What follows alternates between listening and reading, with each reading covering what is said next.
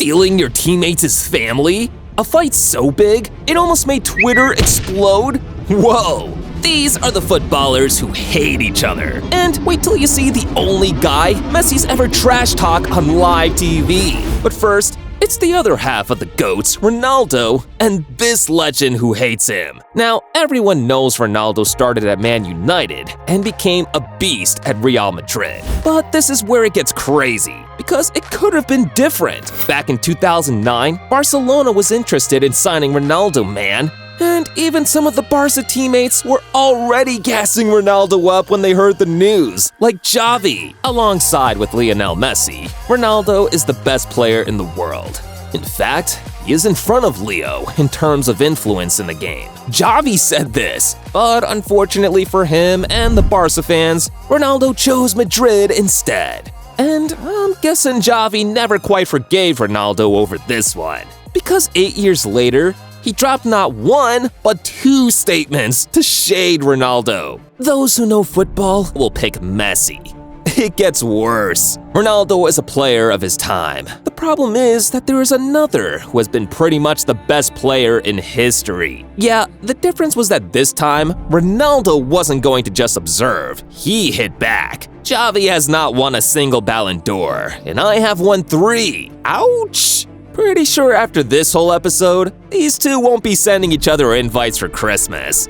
Maybe these two were being careful when picking words with each other.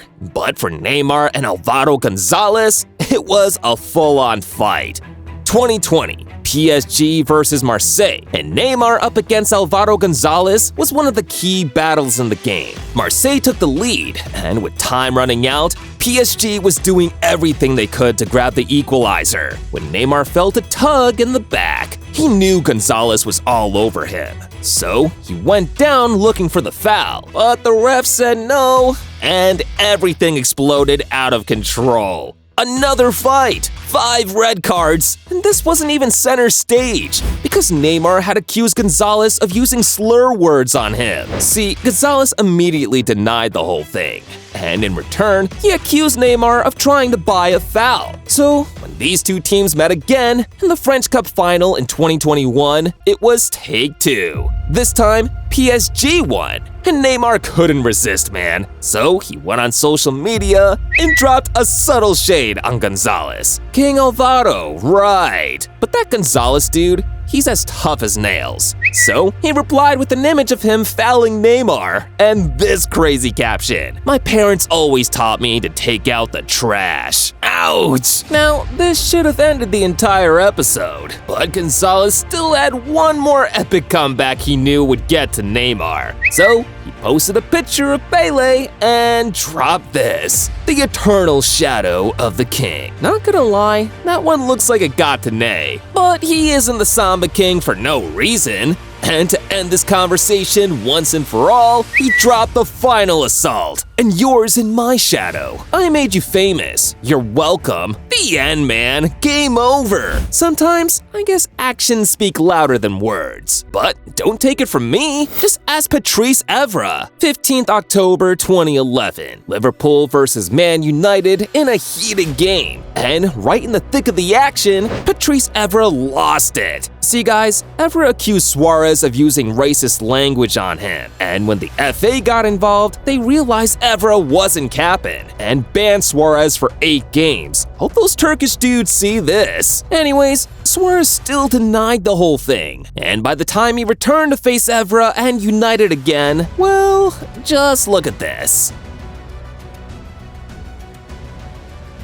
Now, I don't think you need a genie to know there was serious beef going on with these guys. And at the end of the game, with United coming out on top, Evra won and made sure to rub it in Suarez's face. Literally. Yikes. I've seen ballers fight over deep stuff like racism and insults to the game. But these next dudes, well, they were clashing over chicks. Kevin De Bruyne and Thibaut Courtois have have been teammates on the national team for over 10 years.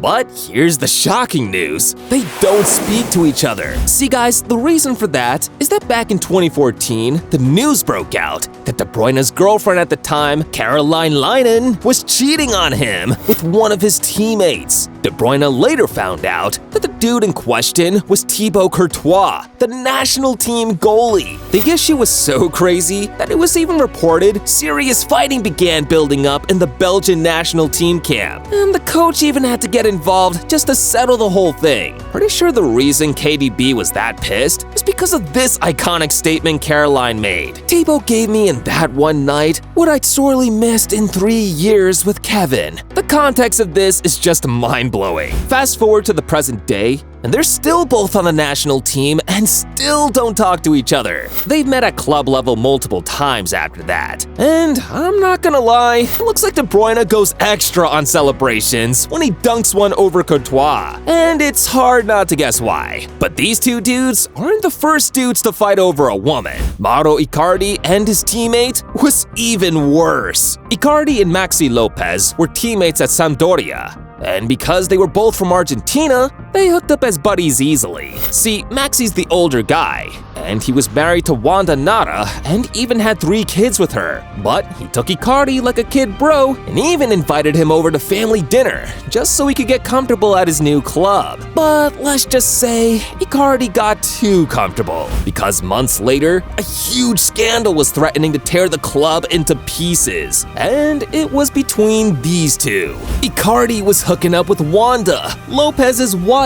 Icardi came out to say that while he was a friend of the couple, they split up, and he had nothing to do with that. So when he found out Wanda was single, he fell in love. Yo, Mauro, this one isn't adding up, man. And the dude took it too far. I mean, he even tattooed Wanda's face on his arm. And when Wanda divorced Maxi Lopez and took her kids with her, they all went to live with Icardi. Nah, you can't make this stuff up even if you tried. I'm having a hard time trying to process all this. Icardi and Lopez definitely do not like each other. Ain't no way he's shaking his hand after that. Maybe it's an Argentine thing to refuse handshakes when you're pissed, but you'd really need to have done something crazy to become the only guy Messi publicly trash talks. Argentina versus the Netherlands in the 2022 World Cup quarterfinal was insane. The game ended 3-3 after extra time, and Argentina won the match on penalties. But this doesn't even tell half the story. See, Messi got into a fight with some of the Dutch players, and he was very angry with one of them in particular, Wout Weghorst. After the game, Messi was speaking about the match to the media when he caught sight of Weghorst waiting to see him in the tunnel, and with Weghorst staring at him,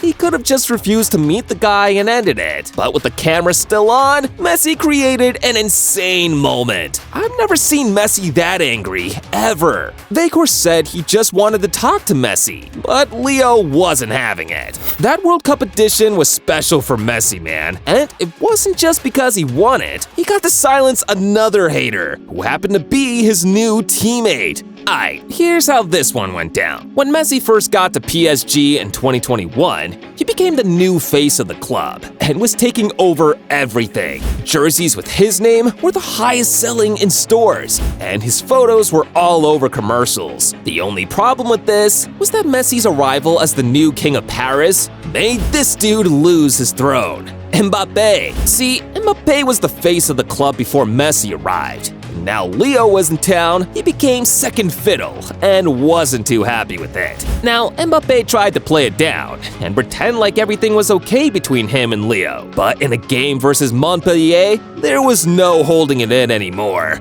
As if that wasn't enough, Mbappe took it a step further and shaded Messi's entire continent. In South America, football is not as advanced as in Europe. That's why when you look at the World Cups, it's always Europeans who win. Ouch! A lot of Argentines spoke up, and even some Brazilians too. But Messi decided to do his talking on the pitch instead, because a couple of months later, his Argentine team made it to the World Cup final against Mbappe's France. The two of them were the stars of the show, with Messi scoring a brace and Mbappe bagging a hat trick. But Messi still had enough sucker punch in him to land the killer blow. That's how you respond. don't forget, Messi's in on goal zone too. He's a legend.